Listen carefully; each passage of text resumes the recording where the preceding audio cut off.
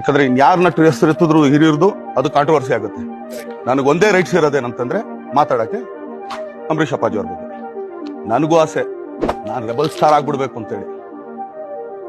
ಈ ಜನ್ಮ ಅಲ್ಲ, ಇನ್ನೂ 10 ಜನ್ಮ ಎತ್ತು ಬಂದ್ರು ಕೂಡ ರೆಬಲ್ ಸ್ಟಾರ್